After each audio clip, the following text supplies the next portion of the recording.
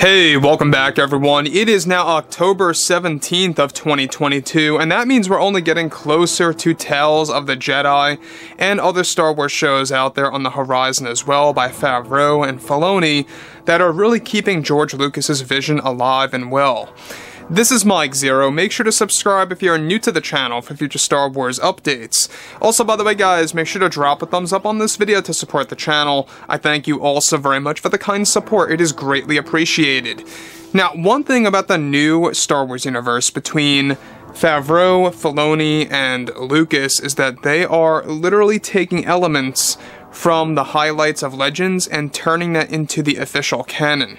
Now, one thing that Disney executives are currently regrouping over is exactly how they can really make Star Wars succeed and thrive and survive off the success of the Mandalorian series and its surrounding spin-off shows.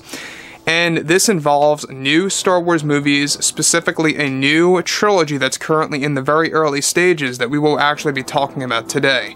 Now, what's really happening between Favreau and Filoni has a lot to do with the fact of how they can really expand these characters in the feature film spectrum, all that, like of the Star Wars universe, the actual movies, what fans have been asking for a very long time.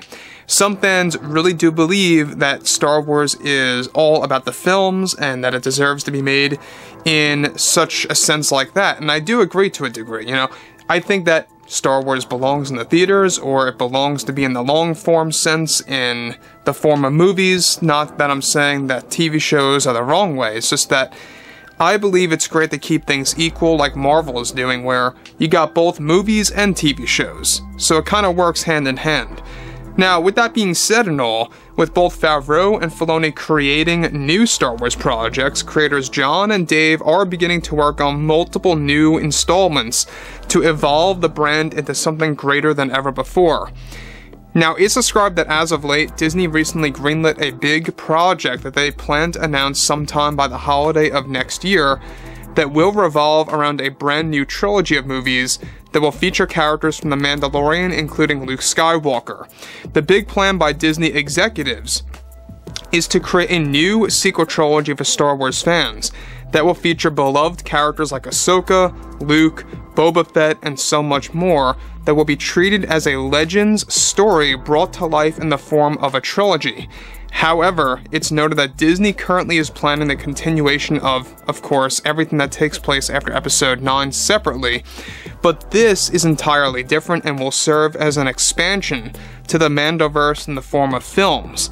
Favreau and Filoni are slowly building up the shows to eventually reach a threshold that will then in turn into feature-length movies that Disney executives want to release on Disney+. The other films that are planned after Episode 9, however, are pre-planned to be put into the theaters again.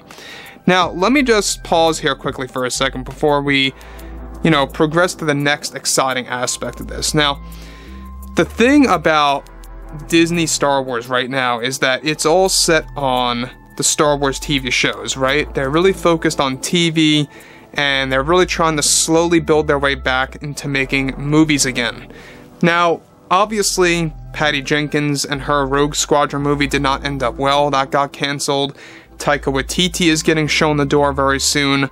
So they're really trying to regroup and find avenues or pathways to really properly producing new Star Wars movies that are going to cater to the beloved fans, to the fans that love everything related to the Legends universe, the Skywalker saga, and beyond, essentially. So, given that Favreau and Filoni are involved in these new Star Wars movie projects that are going to be basically Mandalorian movies, in a sense, that's going to feature, Luke Skywalker heavily in his younger years, I think that this is a fantastic way to go about doing things. And we talked about this lightly a couple of weeks ago. Bob Chapek is the one who approved this idea by Jon and Dave, and by the way, this is Jon and Dave's idea. This actually dates back a couple of years ago, where there was a lot of talk about Disney focusing on Mandalorian-era movies and doing things based off of the Mandalorian live-action series. And now you can see how that has now progressed to becoming a new trilogy that's not going to really be about the Mandalorian or Din Djarin specifically, but it's going to be about all of those characters and how they're going to be able to mix it in together with Legends, lore, and creating a new quote-unquote sequel trilogy in a sense, while 7, 8 through 9, of course, still are going to be a thing. So this is basically their best way and only way to recreate a new sequel trilogy in a sense that's going to feature the Skywalkers again, that's going to feature the, favored side of Star Wars, the mythology, the Force, the Jedi, etc., alongside with the bounty hunting era of Star Wars, showing us Boba Fett, showing us Din Djarin, and all these awesome avenues that they can really approach. Now, on top of that, these new movies are planned to take place some years after the Mandalorian era by Favreau and Filoni, and Disney is aiming to give these movies a higher budget than normal. This is said to be Disney's way of granting something special to the fandom of new movies that will be fully done by Favreau and Filoni. Now, additionally, this is described to be Disney's best attempt at creating a new sequel trilogy to give these characters like Luke and others a big second chance. Though Luke will not be his older self in the planned films, fans will be getting a slightly older Luke than what they saw in the Mandoverse so far. It is set to focus on a time in which Luke's Jedi Temple and Knights have been established. It almost comes across like the New Jedi Order books, to an extent, to a small extent, of what they're trying to really establish in these planned new movies. Now, the thing about this too that I think a lot of fans need to be very well aware of is the fact that Disney CEO Bob Chapek, he wants to leave behind a legacy. There's a lot of planning that's happening right now where he wants to leave by 2024. Even though he actually extended his contract, he is looking to end it prematurely, finding a way to do that. Now, a lot of it has to do with all the flack that Disney's been getting, not just with Disney parks, but also with some of the Disney Star Wars, or just the Disney projects, apart from Star Wars. So, there's a lot of things happening at the same exact time between Favreau and Filoni, finding places to expand characters like Luke, Ahsoka, Din, Grogu, you name it, Boba Fett, Bo-Katan, Ezra Bridger, Grand Admiral Thrawn.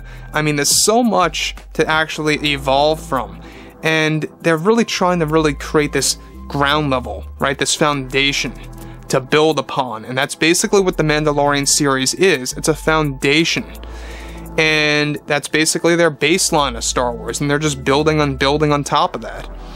So overall, I think that where we are going seems to be very positive. I'm very optimistic about the future, regardless, of the speed bumps that we have hit, such as the Kenobi series and the Boba Fett show.